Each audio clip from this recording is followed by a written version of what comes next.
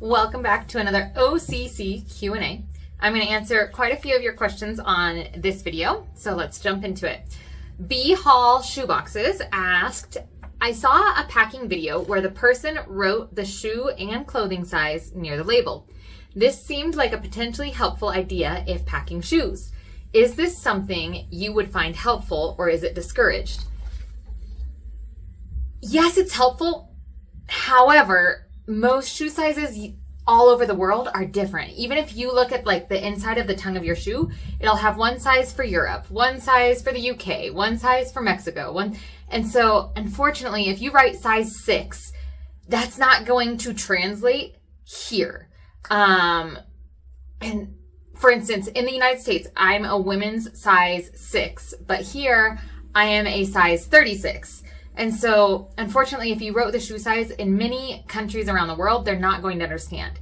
So, I would say if you wanted to give a hint, I would do what was mentioned on a previous video and like underline one of the ages. So, for instance, if I'm packing a 10 to 14 box, but I'm putting in large shoes, I would like underline the 14. So, I'm going to check the 10 to 14 box and then like underline or circle the 14, saying like, I've put larger things in there, send it to one of those kids.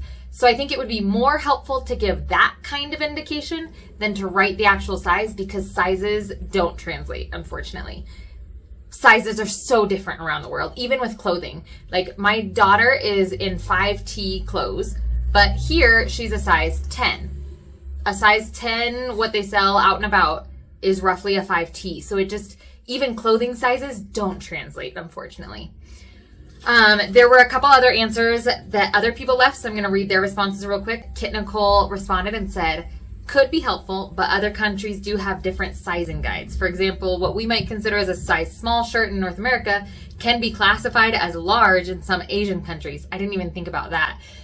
Yeah, even if you put small, what we consider to be small is not what another country considers to be small, and so it's hard to distinguish. But if you did like underline an age, that might be a little bit more helpful. Sarah also responded and said, we run into this with the kids in Honduras. You just have to pack it and leave it in God's hands. Absolutely. Pray over your box before you send it. Pray that God would get those shoes, that shirt, those things to the child that they would fit perfectly. That is a beautiful suggestion. Absolutely. Another question said from Debbie. Debbie said, will you get 200 not from your church? I'm assuming she's saying like when we invite kids to the evangelism event, are we able to find 200 kids that do not attend our church? Yes. We are only inviting people from our church that have not ever received a shoebox. So like the kids that attend my English class on Saturday have never come to church. This particular group, like we are evangelizing to them through the use of English, but they've actually never attended a single church service. So although they're part of the church, they have not heard the gospel presentation from OCC. They have not ever received a shoebox. So those kids will get invited. Even though they're technically part of our church, we'll invite them so that they can come and hear the gospel.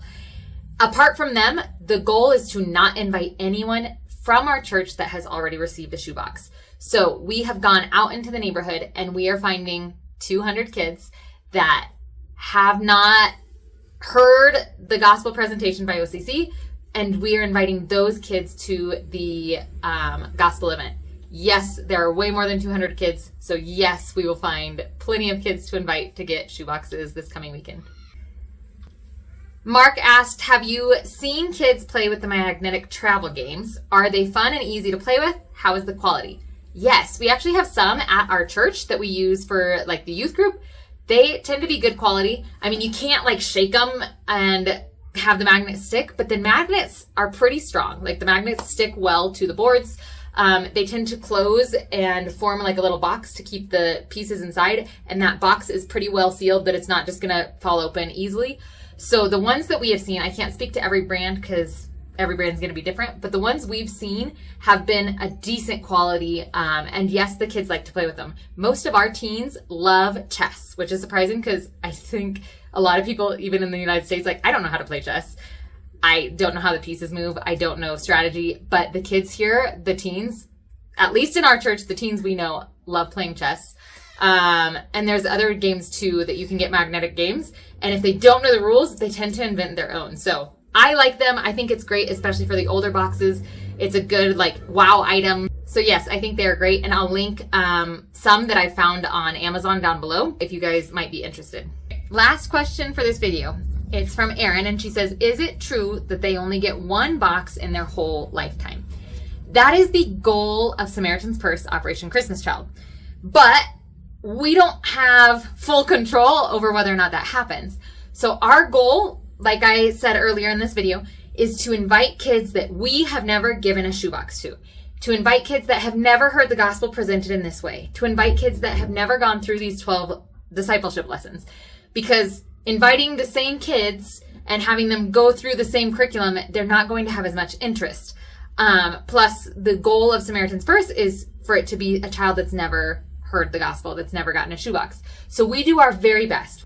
We're not going to re-invite to our church the people that we know have already received a shoebox. That doesn't mean, though, that the child never has. It's possible that in a different part of the neighborhood, at some point in their lifetime, they were invited by a church, but they've never been invited by us, and they get invited again. So is it possible that a child receives more than one shoebox? It's absolutely possible. But the goal and what we try to do, and we try to be very conscientious of that, is to invite kids that we have never personally given a shoebox to. But yes, it is very possible that a child has received more than one in their lifetime. We don't have control over that. We can only control the factors that we can, and we know which kids, for the most part, that we have given shoeboxes to. And so our goal is to give them to kids that we have never given a shoebox to. I hope that makes sense. That's kind of a difficult question to explain, but that is the goal of the project. And it really doesn't make a whole lot of sense. For instance, if Bobby gets a shoebox this year and does the 12 weeks of discipleship and comes back next year and gets another shoebox, he's not going to want to come back for the 12 weeks of discipleship because he's already done it. And so it's not as useful to give it to the same kid multiple times. If for any reason that's unclear or needs more clarification, ask in a different way down below. But for now, those are the questions that I'm going to answer. We love you guys. It has been really fun to have this community, answer questions, talk about OCC, about the ins and outs on both sides of the project. And we are getting ready to give out the shoeboxes this Saturday. So we will keep you guys posted on how those events go. We love you, and we will see you on the next video.